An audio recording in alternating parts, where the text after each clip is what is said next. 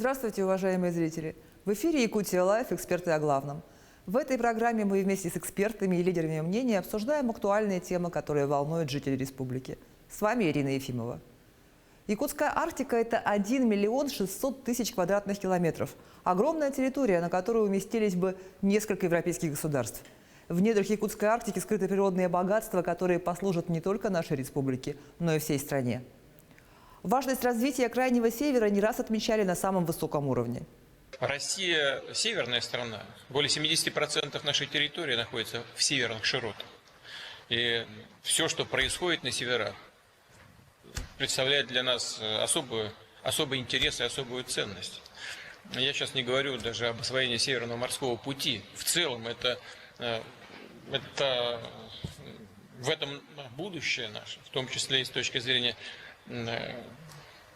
добычи природных ископаемых, необходимых стране в перспективе. Когда-то Ломоносов говорил о том, что Россия будет прирастать Сибирью. В следующее десятилетие Россия будет прирастать, конечно, Арктикой и северными территориями. Добыча полезных ископаемых, обеспечение национальной безопасности, развитие Северного морского пути – все это Арктика. Однако главная задача развития и освоения этой территории – повышение качества жизни людей и сокращение оттока населения. Тема сегодняшнего выпуска – Арктика для жизни. Перспективы развития северных территорий Якутии. 2020 год можно назвать историческим для всей российской Арктики. Этой осенью президент нашей страны Владимир Путин утвердил стратегию развития арктической зоны до 2035 года. Принятие этого важнейшего документа говорит о том, что Россия намерена твердо отстаивать позицию ведущей арктической державы, активно развивать свой крайний север. Ранее, в августе этого года, глава Якутии Айсен Николаев подписал стратегию социально-экономического развития арктической зоны Республики Саха-Якутия на период до 2035 года. Региональный документ полностью синхронизирован с федеральным планом. Что ждет российскую Арктику в ближайшем будущем и что изменится для жителей Севера Якутии с принятием стратегических документов, узнаем у постоянного представителя Республики Саха-Якутия при президенте России Андрея Федотова. Андрей Сандоминович, здравствуйте. Здравствуйте, Ирина. Сегодня на самом высоком уровне говорят о ключевом значении Арктики для развития нашей страны. За контроль над этим регионом борются могущественные державы. В чем же важность Арктики для России в целом и, в частности, для нашей республики? Во-первых, я думаю, что 5 миллионов квадратных километров арктической зоны Российской Федерации, которая в основном приспособлена для организации жизни на этой территории, это важнейший геополитический фактор, если мы будем иметь в виду, что миграционные процессы, которые начинаются сегодня на перенаселенной планете, они развиваются из года в год. И, конечно, эти богатейшие территории с прекрасной природой, многие сегодня уже не воспринимают на планете как места, где невозможно жить. Поэтому это все обращает на себя внимание с геополитической точки зрения. Если вспомните, еще Мадлен Олбрайт, госсекретарь Соединенных Штатов, не так давно заявляла о том, что это не очень справедливо, что Россия обладает Сибирью, территориями Крайнего Севера, что она должна поделиться. Поэтому территория Арктики сегодня – это территория геополитических столкновений, геополитических интересов многих стран мира. И то, что сегодня президент Российской Федерации, вся страна делает для развития, возрождения арктических территорий нашей страны, это совершенно вовремя и совершенно необходимо. Но все-таки население нашей Арктики якутской меньше 70 тысяч человек. И для большинства жителей республики это такая далекая, неизведанная земля, где они, наверное, никогда и не побывают. Вот как повлияет, по-вашему, стратегия развития Арктики на всю Якутию и вообще насколько оправданы такие масштабные вливания в эту территорию? Сегодня жители Арктики видят, что страна, государство, руководство нашей страны развернулось на самом деле лицом к людям. И начало именно с того, чтобы люди, которые живут сегодня на севере, почувствовали это внимание, и их условия жизни стали гораздо комфортнее. Именно об этом говорится в законе о поддержке предпринимательства. Всего 1 миллион рублей нужно для любого инвестора, а на это способно любое, по-моему, домохозяйство на сегодняшний день, для того, чтобы стать резидентом арктической зоны Российской Федерации и получить все причитающиеся достаточно большие преференции от государства. Это и освобождение от налогов, это и субсидирование ставок по привлекаемым кредитам, это другие различные преференции, которые сегодня обеспечивает государство как и в нашей республике, так и в целом в стране. Это говорит о человеческом вообще измерении той стратегии, которая принята в стране и у нас в республике. Об этом говорит прежде, и это затронет каждое домохозяйство. Вот именно это позволит почувствовать новые отношения к возрождению Арктики каждому северянину, каждому жителю наших арктических территорий. Это главное. Второе, конечно, это Северный морской путь.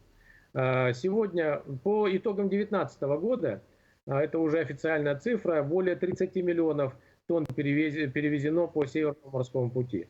Напомню, что в советское время, в лучшие годы, это, по-моему, был 86 год, вот Игорь Владиславович здесь у нас на связи, глава Булонского района, наверное, подтвердит, было порядка 6-6,5 миллионов тонн. Это были рекорды советского периода. Сегодня более 30. К 2024 году будет 80, к 1935 160 миллионов тонн. О чем это говорит? О том, что Северный морской путь становится глобальной транспортной артерией в мире.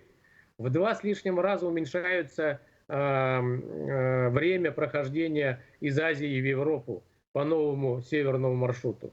Поэтому к Северному пути такое большое внимание азиатско-тихоокеанских стран. Ледокольный флот, который сегодня становится действительно самым мощным и на многие-многие, мне кажется, годы. Вот в этом году было замечательное событие, закладка ледокола «Якутия». Это ледокол серии мощнейших, самых мощных на сегодняшний день ледоколов мира. Это даже имеет некий такой символический характер, что республика Якутия, ледокол Якутия, взламывая вековые паковые льды, может сегодня обеспечить круглогодичную связь нашей республики и всей нашей страны со всем миром. Это вот примерно такие изменения тектонического характера, глубочайшего характера ждут наши арктические территории. Спасибо большое, Андрей Сантаминович, за такой подробный, интересный, обстоятельный ответ. Развитие Арктики невозможно без создания привлекательных условий не только для бизнеса, но и для жизни. Однако пока арктические районы сложно назвать комфортными. Что делается для улучшения качества жизни в арктических районах? Как решаются проблемы якутян, живущих на этой суровой территории? И достаточно ли предпринимаемых правительством мер? Поговорим об этом с местными жителями и экспертами. С нами на связи Михаил Никифоров, заместитель председателя правительства Якутии, человек, который знает о развитии якутской Арктики все и даже больше. Глава Ассоциации малой авиации Якутии Иван Лукин. И на телефонной связи Леонид Борисов, житель поселка Черский, расположенного на северо-востоке республики. Здравствуйте. Леонид Данилович, давайте начнем с вас. Вы живете в одном из самых удаленных муниципалитетов республики, Нижнеколымском районе. Вот даже у нас не удалось связь по скайпу установить из-за того, что проблемы с интернетом. Расскажите, пожалуйста, какие еще проблемы острые в вашем регионе? Здравствуйте. Вы правильно сказали, что Нижнеколымский район – это самый крайний район нашей республики. Район располагается на побережье Северо-Восточного моря. В районе проживает более 4500 человек. Райцентр, поселок городского типа Черский. Я как раз проживаю в этом поселке. Поселок Черский, как известно, был транспортным узлом на северо-востоке. А вот эта проблема, это по авиатранспорту тарифы довольно-таки высокие. Если даже тарифы, если взять даже Якутск-Черский, больше 37 тысяч рублей, то сельчане с Андрюшкина с чтобы добраться до Терского, порядка 5 тысяч, да, уже приближается к 10 тысячам, плюс 37, это чтобы до Якутска добраться с Андрюшкина, это получается уже около 50 тысяч рублей. Это очень большие неподъемные суммы для нашего населения. Спасибо вам. Спасибо, Леонид. Продолжим обсуждать транспортный вопрос с экспертом. Иван Владимирович, вы активно участвуете как раз в решении вот этого вопроса транспортной доступности на севере Якутии. И в своих выступлениях вы предлагаете решать проблему гражданской авиации за счет малого и среднего предпринимательства. Вот поделитесь, пожалуйста, в чем эффективность такого подхода и станет ли авиасообщение доступнее с развитием частных авиаперевозок и как будет гарантироваться безопасность пассажиров? Добрый вечер, уважаемые участники. Ну вот мы последние 4 года с момента создания ассоциации, если какой результат мы добились, что мы добились, разрешения с 1 января перевозки грузов и выполнения авиационных работ. Это вкратце сказать, это можно возить груз, пассажиров пока нам не разрешают. И второе, это искать пропавших людей, ледоход, отстрел волков и так далее. Ну, больше 40 видов работ с 1 января будет разрешено частным предпринимателям и юридическим лицам, имеющим легкие воздушные суда. Вот. Ну, второе, самой главной задачей нашей ассоциации, это так и являлось обеспечение регулярных, самое главное регулярных и перевозок пассажиров почты и груза вот, не только в Арктике, но и по всей Якутии. Над этим мы работаем, и у нас 9 декабря я буду участвовать в заседании Комитета по транспорту и Госдумы, по этому вопросу там будет принято окончательное решение по данному вопросу. Спасибо, Иван Владимирович. Михаил Викторович, ну теперь вопрос к вам. Как мы видим, вопрос развития авиаперевозок действительно стоит очень остро, особенно на севере. Расскажите, пожалуйста, какие подвижки в этом вопросе, какие планы, что планируется сделать? Добрый вечер, дорогие друзья. Да, действительно, сегодня в данном направлении у нас очень много проблем. Это не секрет. Я бы хотел отметить, что по Республике Саха-Якутия сегодня, значит, авиакомпания «Полярная линия», авиакомпания «Алроса», авиакомпания «Якутия», ну и другие частные компании, значит, занимаются перевозками пассажиров во всех муниципальных образованиях. Значит, с 2012 года у нас действует программа субсидирования пассажирских авиаперевозок во внутрирегиональном сообщении от населенных пунктов арктической зоны до города Якутска и в обратном направлении. Ну и еще действуют, значит, внутриулусные перевозки, которые тоже субсидируются правительством республики. Я бы хотел здесь отметить, что в 2021 году правительством предусмотрено на внутриулусные и межулусные перевозки, значит, бюджет предусмотрен 322 миллиона рублей. Много это или мало, но я думаю, что это, по крайней мере, как минимум недостаточно. Поэтому, значит, правительством республики Саха-Якутия и конкретно Министерством транспорта республики проводится работа вот в части привлечения федеральных средств. И здесь мы рассчитываем где-то привлечь до миллиарда рублей. При этом условия софинансирования 50 на 50. То есть, если федеральный бюджет предоставит нам в части субсидирования миллиард рублей, то республика тоже должна, значит, софинансировать в размере миллиарда рублей. Ну, что касается Черского, да, так как сегодня вопрос прозвучал именно с Черского, значит, в следующем году планируется реконструкция взлетно-посадочной полосы аэропорта Черского. Следующим летом, значит, для них немножко будет трудновато, потому что в связи с реконструкцией аэропорта Черский, значит, у них будут стыковочные рейсы через Среднеколымск. Но придется чуть-чуть потерпеть, потому что все-таки это инфраструктурные работы, значит, реконструкция, поэтому летнее время такая проблема ждет жителей Нижнеколымского района. Теперь, что касается малой авиации, я бы хотел здесь отметить, что с 1 января 2021 года вносятся изменения в авиационные правила. Поэтому здесь, значит, малый и средний бизнес, который, значит, занимается авиацией, может, значит, уже оказывать услуги в части доставки больных, медицинских грузов, транспортные связанные работы, значит, поиск людей, то есть это спасательные работы, отстрел волков, значит, сельхозработа и так далее. Но здесь я бы хотел бы отметить, что сюда не входит пока перевозка людей. Это хорошо или плохо? Но я думаю, что это хорошо по той простой причине, что сегодня, конечно, малая авиация в республике представлена, конечно, не так уж сильно. Действительно, есть у нас субъекты малого предпринимательства, но их не очень много.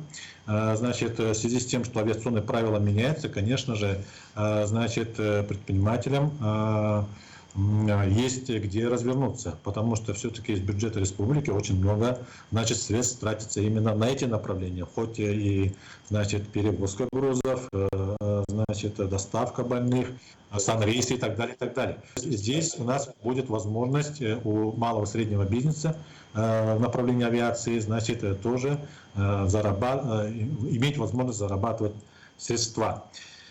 Ну вот у меня коротко, вот так. Спасибо. Транспортная проблема все еще беспокоит жителей Якутской Арктики. Она обусловлена удаленностью арктических населенных пунктов, высокими издержками на авиаперелеты. При этом сегодня власти активно ищут пути решения этой проблемы. К нашему разговору присоединились Валерий Сергеев из арктического поселка Жиганск и министр здравоохранения Якутии Елена Борисова. Здравствуйте. Наш гость Валерий Сергеев из Жиганска, где недавно открылась новая райбольница. Мы обязательно его попросим поделиться впечатлениями, но сначала хочу задать вопрос вам. Что сейчас происходит в сфере здравоохранения в арктических районах Якутии? Какие там есть успехи и какие сложности? Мы прекрасно понимаем ситуацию, что сегодня там надо кардинально менять подходы. В первую очередь это касается, конечно, кадровой подготовки и материально-технической базы.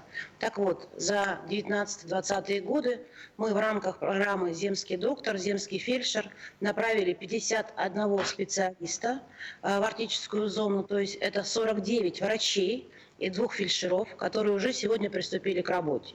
На этом мы не останавливаемся, провели большую колоссальную работу по привлечению кадров, по целевой подготовке. Спасибо здесь Министерству образования, которые нас поддержали в цели выделения как раз наибольшего количества целевых мест для медицины. И уже на следующие года мы заключили целевые места 42 значит, специалистами, которые в будущем будут врачами, и 30 средними медицинскими работниками. Это те кадры, которые буквально кто через 3-2 года приедут работать в Арктику. Это еще раз подчеркну, это материально-техническая база. Так, например, вот только в рамках 2020 года мы ввели в объект строительства 3 фельдшерско-акушерских пункта. Это, значит, Жиганский, Усьянский и Среднеколымский, Березовка, которая очень долго была под вопросом, очень сложный объект, труднодоступный район. И вот, наконец-то, в этом году жители Березовки могли получить медицинскую помощь в достойных условиях. Важный вопрос, очень, на мой взгляд, это санитарная авиация. Здесь вот как раз уже озвучивали эту проблему. Мы сделали дополнительных 3 филиала. Это в Среднеколымске, в Батагае, в Тикси, для того, чтобы максимально приблизить, в том числе и специализированную помощь, экстренную помощь к жителям Арктики. И вот за 11 месяцев у нас было перевезено в санитарной авиации 667 пациентов. Это практически 10% населения. Мы на этом не останавливаемся, мы продолжаем привлекать, значит, наибольшее количество, значит, врачей в арктическую зону. Очень надеемся, в том числе и на работу с малой авиацией. Сегодня это год ковид показывает, насколько это важно, потому что мы сегодня не должны ввозить не только пациентов, но и лекарственные препараты, различные расходные материалы. Поэтому малая авиация для нас здесь нужна как воздух. Вообще надо отметить, что в 2020 году на арктическую зону у нас было запланировано 33 миллиона рублей. Практически это все федеральный республиканский бюджет, 100% сегодня освоение. Мы в рамках только детского здравоохранения на Арктику в этом году приобрели на 4 миллиона рублей оборудование, потому что считаем, что детство – это основное направление, очень важное сегодня. В рамках ковидных кампаний на 16 миллионов оснастили 13 центральных районных больниц, то есть все арктические учреждения, всем необходимым, начиная с аппаратов ИВЛ, заканчивая расходными материалами, лекарственными препаратами, средствами индивидуальной защиты. В рамках программы модернизации, которая планируется у нас с 2021 года, мы предусматриваем порядка 19 врачебных амбулаторий построить на территории арктической зоны, 4 фельдшерско-акушерских пункта и 2 крупных объекта, это центральная районная больница и поликлиника, которые будут не только построены как здания, но и полностью оснащены по современным требованиям и стандартам. Поэтому еще раз подчеркну, что для нас очень важно направление арктическая медицина, мы ее разрабатываем, мы в течение продолжительного времени пытаемся ввести даже терминологию такую, как арктическая медицина, которая захватывает в первую очередь все состояния здоровья, начиная от питания, образа жизни, климатических условий. То есть это абсолютно разные подходы, и даже в тактике лечения должны отличаться от, к примеру, лечения жителя Краснодарского края. Я надеюсь, что нас поддерживает сегодня Государственная Дума в лице Морозова Дмитрия Анатольевича, председателя Комитета по здравоохранению. Нас поддерживает сегодня Министерство здравоохранения Российской Федерации в этом направлении, научное сообщество. Поэтому это наша основная задача, которая должна глобально изменить систему здравоохранения в арктической зоне не только в нашей республике, но и во всей стране. Спасибо, Елена Фраимовна. Валерий Николаевич, у вас в Жиганске открыли новую районную больницу, строится новый аэропорт. Вот скажите, пожалуйста, вас лично, вашу семью эти перемены как-то затронули? Вообще чувствуется, что меняется что-то к лучшему в поселке? Да, в связи с вводом нового здания, двухэтажного каменного здания Центральной районной больницы, у нас разулучшилось медицинское обслуживание всего населения, где проживают коренные малочисленные народы Севера, а также, даже у нас существует телемедицина, поэтому наше обслуживание, медицинское обслуживание улучшилось. А также, в этом году у нас открыли в отдаленном населенном пункте фельдшерско-акушерский пункт, где проживает около 300 человек. И в дальнейшем у нас в плане еще стоит 2 населенных пункта, которые в плане будем строить фельдшерско-акушерские пункты. Поэтому по обслуживанию, медицинское обслуживание в нашем районе улучшилось. И в связи с строительством и реконструкцией аэропорта село Жиганск, второй год уже работа ведется. Я думаю, развитие воздушного сообщения, а также обеспечение санитарной авиации у нас никаких проблем не будет, поэтому мы ждем, наше население ждет воздушного обслуживания населения в лучшую сторону. Спасибо. Еще одна важная проблема – это интернет. Действительно, отсутствие доступной и качественной сети очень осложняет повседневную жизнь. Однако в этом году сделан большой шаг для решения этой проблемы. А так, совсем недавно в Оленёкском улусе завершилось строительство линий связи. И первый арктический район Якутии перешел со спутникового канала на оптические линии. Хочу поприветствовать в эфире Марию Заровняеву из Оленёкского улуса и главу Булунского улуса Игоря Кудряшова. Также с нами на связи остается курирующий зампред Михаил Никифоров. Мария, начнем с вас. Расскажите, пожалуйста, успели ли вы уже оценить преимущества новой сети и что изменилось с появлением быстрого интернета в вашей жизни?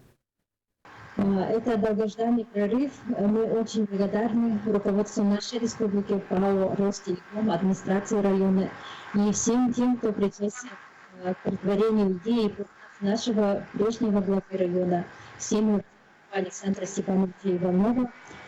Лично для меня и моей семьи это возможность дистанционного обучения нашего студента, для младших сыновей возможность обучаться и получать знания тоже посредством интернет. Ну и, конечно, общение с родными, далекими и близкими. Это особенно актуально в нынешних условиях пандемии. Для молодежи, да и всего населения Оленевского района это большой праздник. Без выезда решать многие задачи, связанные с профессиональной деятельностью занятого населения, создание новых рабочих мест для молодых людей, для домохозяек, наших народных мастериц, которые искусно владеют секретами и азами национального шитья, в том числе с возможностью работать на удаленном формате. Также в сфере традиционной отрасли для наших кочевых школ и оленеводов это возможность постоянной связи по Wi-Fi. Но также мы все, конечно, понимаем, что в связи с вводом ВОС, чтобы цифровой прорыв совершился в полной мере. Первый шаг к стабильному интернету в Якутской Арктике сделан, как мы видим. А что дальше? Какие планы у правительства республики на ближайшее время? Ну, действительно, первый шаг – это первый шаг. Очень отрадно, что буквально вот недавно, когда открывали, значит, данную линию в Оленьке, значит, Айсен Сергеевич подписал соглашение с Ростелекомом о дальнейшем строительстве этой линии до Саскалаха и Юрюмхаи. То есть эта работа будет продолжаться по Ростелекому. Это первое. Второе, значит, у правительства, конечно же, есть предварительные планы по строительству, значит, таких линий во многих направлениях. Я бы хотел отметить эти некоторые направления. Значит, это Хандыга, Теплый Ключ, Тополиный, Токума, Томтор, Эгехая, Батагай. Допустим, стоимость данного проекта предварительно составляет 858 миллионов рублей. Уснера, Сосыр, Угольный, Зырянка. Это за счет собственных средств оператора. Значит, такой проект имеется. Уснера, Хону, Зырянка, Среднеколым, Черский. Стоимость проекта предварительно составляет 3 миллиарда 699 миллионов рублей. Намсы, Сегенкёль, Севенкёль, Сордах, Мачах, Батагай. Расходы приблизительно составят 653 миллиона рублей. Мачах, Батагай, Алыта. Стоимость проекта 94,5 миллионов рублей. Я бы хотел здесь еще добавить вот о том, что сегодня акционерное общество «Мегафон» участвует в международном проекте, значит, по строительству подводной ВОЛС вдоль трассы Северного морского пути с подключением у нас к ВОЛС поселок Тикси Булунского района. То есть он уже туда заложен. В этой связи вот в октябре текущего года глава республики Айсен Сергеевич Николаев внес предложение о дополнительном подключении в рамках данного проекта районных центров и близлежащих населенных пунктов, расположенных в арктической зоне вдоль побережья Северного Ледовитого океана. Это село Саскалах, Юрюмхая Набарского района, поселок Чокурдах, Русское устье Лахевского района, село Быков, мыс Найба, Таймылык Булунского района, поселок Черский, село Похоз Нижнеколымского района, поселок Депутатский, Нижнеянск, село Хаир, Казачье, Усьянск, Усьянского района. То есть Айсен Сергеевич обратился в Мегафон, чтобы они подключили и данные населенные пункты. Значит, данная работа сейчас на сегодняшний день продолжается. Она будет еще продолжаться. Сегодня, как вы все знаете, республика уже практически более 80% населения уже подключено к оптоволоконной сети. Но осталось у нас север и Арктика. И в этом направлении правительство ведет работу. Что ж, спасибо. Планы и правда грандиозные. А пока волоконно-оптические линии добираются до жителей отдаленных территорий, в некоторых улусах люди находят собственные пути решения проблемы интернета. Игорь Владиславович, расскажите о вашем уникальном опыте всей республики, пожалуйста. Добрый день. Ну, как бы уникальным-то не назовешь, как интересное слово, потому что это как бы старое и новое. В Якутске это существовало до того, как пришло оптоволокно. То есть была внутренняя локальная сеть, и внутренней локальной сети люди между собой общались, и, соответственно, они не тратили внешний интернет-трафик. Вот мы по такому же абсолютному пути пошли. Как раз группа людей инициативных пришли ко мне в кабинет, это было года 4 назад, и говорят, вот у нас есть такая идея, создать внутреннюю локальную сеть. И как сейчас она у нас выглядит? Вот мы, значит, промониторили, что нужно жителям, мы поняли, что надо сделать внутренний WhatsApp мессенджер. Чисто наш внутренний, чтобы мы не тратили внешний трафик. Вот мы сейчас внутри него с бешеной скоростью друг другу информацию передаем, при этом абсолютно не тратим деньги на внешний трафик. Потом у нас есть свой Zoom, вот Skype у нас свой есть, это мы развернули, ну, больше 30 человек у нас не получается, но 30 достаточно, и так такой. Это тяжело, когда 30 человек одновременно сидят в одной какой-то зоне. Потом мы очень хорошо промониторили, вот что человек просыпается, ему надо сразу погоду узнать, есть ли отмена, у нас до 81 дня в году отмена занятий. Потом взлетел ли самолет с Якутска или не взлетел, расписание автобуса, дорога почищена, не почищена. И вот человек, чтобы не залазил в интернет, не тратил трафик и деньги, он заходит на внутренний сайт абсолютно бесплатно, с бешеной скоростью, даже быстрее, чем в оптоволокне. У нас пинг тысячные миллисекунды, то есть это почти нету, значит, задержки. И человек этим пользуется. При этом мы, получается, разгрузили внешний трафик на 80%. И стоимость у нас, конечно, не как оптоволокно безлимит, но около 2000 стоит пользоваться полностью внутренней локалкой и, значит, внешних 5 гигабайт трафика. И вот этот трафик, опять же, вот как тоже мы немножко мониторим, что человека надо, мы наполняем вот видеороликами интересные, они их вирусные называют, или какая-то информация от главы района идет. Вот эта передача, которая будет у вас, мы ее запишем, потом выложим на внутренний сайт. И каждый житель уже сможет ее еще один раз посмотреть, кто-то что-то для себя подчеркнет, и она будет вечно лежать у нас, значит, на этом сайте, все бесплатно ей будут пользоваться. Ну вот как бы вот в двух словах, по какому пути мы пошли. Но ждем, конечно, оптоволокно, чтобы мы были в общей цепочке, нам бы это очень хотелось. И пока мы же не должны отставать. В это время у нас компетенция наших людей растет. То есть мы, как говорится, когда к нам придет оптоволокно, мы даже нам переучиваться не надо будет. Мы тоже на следующий час уже умеем работать в Zoom, в Skype и других в облачных сервисах. Спасибо.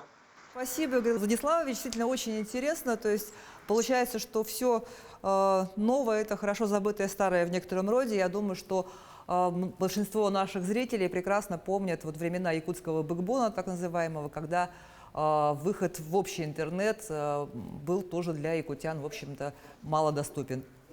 Ну что ж, Михаил Викторович, я вас попрошу немножко срезюмировать, да, вышесказанное. Планы на Якутскую Арктику масштабные, внимание к этой территории колоссальное и на федеральном уровне, и на республиканском. И вот давайте все-таки озвучим приоритеты развития Якутской Арктики. Подведите итоги. Ну, давайте начнем с того, что вот Андрей Сандоминович в начале нашей передачи четко обозначил, что как будет развиваться Арктика во Всероссийской Федерации, в том числе и нашей республике, и как он рад. И мы все рады, что наконец-то у нас на Арктику обратили особое такое внимание. Самое главное, что мы это четко понимаем, что стратегия развития арктической зоны Российской Федерации, документ, который подписал Владимир Владимирович, и тот документ, который подписал у нас в Республике Саха-Якутия наш Илдархан Исин Сергеевич, они синхронизированы. И правительство нашей республики в подготовке стратегии развития Российской Федерации принимало очень активное участие. Поэтому наш документ синхронизирован, значит, со стратегией развития арктической зоны Российской Федерации. Конечно, планово громадьем работа в этом направлении, конечно, будет вестись. И я надеюсь, что в этом очень сильно нам помогут сами жители северных арктических районов. И мы действительно совместно будем, значит, преодолевать те трудности, которые у нас на сегодняшний день имеются. Спасибо, Михаил Викторович. Медицина, транспортная инфраструктура, интернет – ключевые проблемы арктических районов постепенно решаются. Но на качество жизни также влияет и эстетика городской среды, особенно в сложных климатических условиях. Сегодня в Якутской Арктике особое внимание уделяется благоустройству общественных пространств. Давайте узнаем об успехах и планах у известного якутского архитектора, работника Центра компетенции по вопросам городской среды Анку Гасич. Она курирует в том числе проекты в арктических населенных пунктах. Здравствуйте, Анку. Расскажите, пожалуйста, чего удалось добиться вашему центру за последние годы в Арктике и какие планы на будущее? Центр компетенции на самом деле работает всего 1,5 года, но за это время мы на себя взяли довольно ответственные задачи, так как комфортная среда для жизни – это один из ключевых факторов, обеспечивающих качество жизни и способствующих привлечению жителей в регион. При этом специфика Арктики требует осмысления того, что такое городская среда и арктический урбанизм в принципе. Поэтому необходимо комплексно подходить к развитию арктических территорий. Комплексный подход развития территорий – это одна из задач, которая стоит перед управлением архитектуры республики и Центром компетенции по вопросам городской среды, где я работаю. А на самом деле это вообще всеобщая задача для каждого человека и для каждого жителя. Сейчас деятельность нашего центра направлена на поиски новых подходов развития. Я вкратце буквально расскажу о некоторых проектах, которые мы курируем в арктических территориях. Сейчас в селе Оленек ведется работа над мастер-планом, который разрабатывается Московским бюро Осадова. Вообще, что такое мастер-план? Мастер-план – это визуализированное отображение генерального плана, которое более понятно для жителей и управления, имеющий при этом финансовую модель реализации стратегии развития территории. К примеру, когда приходит новый глава, у него уже есть на руках документ развития, по которому работал его предшественник и будет работать следующий человек. Таким образом, получается комплексная работа, действующая на протяжении многих-многих лет вперед. Мастер-план также необходимо обсуждать с жителями, так как он напрямую связан с тем, что происходит сейчас. При этом желательно, чтобы параллельно с разработкой мастер-плана разрабатывался также дизайн-код. Дизайн-код, если вкратце, это руководство по оформлению улиц, фасадов, там, информационных, рекламных стендов, все, что находится на улице. Недавно у нас прошло открытие первого дизайн-кода села Бердигистях.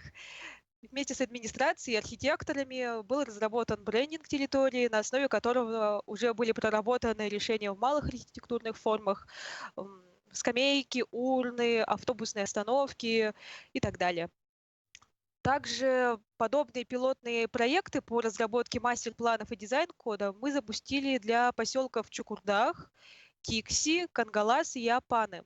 Также я хочу напомнить про города нашей арктической зоны, которые стали победителями всероссийского конкурса «Малые города и исторические поселения».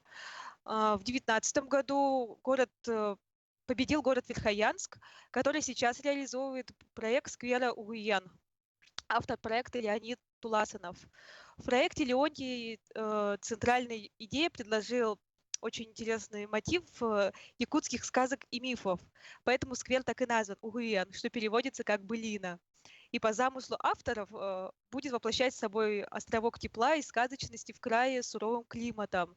Также интересной идеей в сквере было предложено создание теплого арт-объекта в виде кабелька, где можно посидеть, послушать сказки и погреть руки заодно.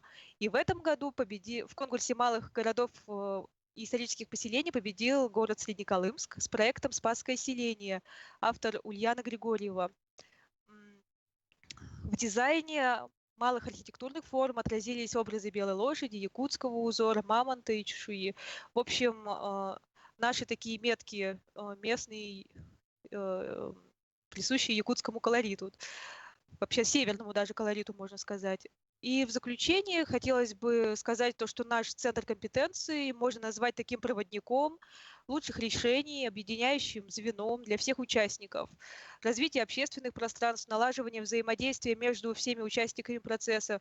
Это и жители, и бизнес, и власть, и профессиональное экспертное сообщество. Это первые шаги в поступательной стратегии устойчивых изменений городов и сел Якутии. Также мне хочется акцентировать внимание на том, что во всех своих проектах мы всегда привлекаем местное население, всегда работаем с жителями. Это самая важная часть реализации любого проекта. Без без мнения местных жителей практически невозможно создать качественный проект и, собственно, его реализовать. Вот. И наши пилотные проекты мастер-планов, дизайн-кодов, безусловно, окажут положительное влияние на развитие городов и сел республики. Спасибо. Спасибо, Анка, очень интересно. И я вообще думаю, что это может быть стать и темой отдельной передачи, работа Центра компетенции, потому что действительно за короткое время такие какие-то интересные вещи, главное, не только в Якутске, но и по республике в малых городах, малых поселках делаются. Надеемся, что благодаря вашим проектам и в арктических поселениях станет комфортнее и красивее. Якутская Арктика – это регион с огромным потенциалом. Для того, чтобы раскрыть его во благо республики и всей страны, необходимо прежде всего сделать этот регион удобным для человека. Пока проблем еще много, и решить их получится только в том случае, если внимательно прислушиваться к мнению и запросам местных жителей. При этом, благодаря совместным усилиям специалистов разных отраслей, а также при поддержке федеральной и региональной власти, жизнь на Крайнем Севере постепенно становится более комфортной и безопасной. С вами была программа «Якутия Лайф. Эксперты о главном» и я, ее ведущая Ирина Ефимова. До свидания.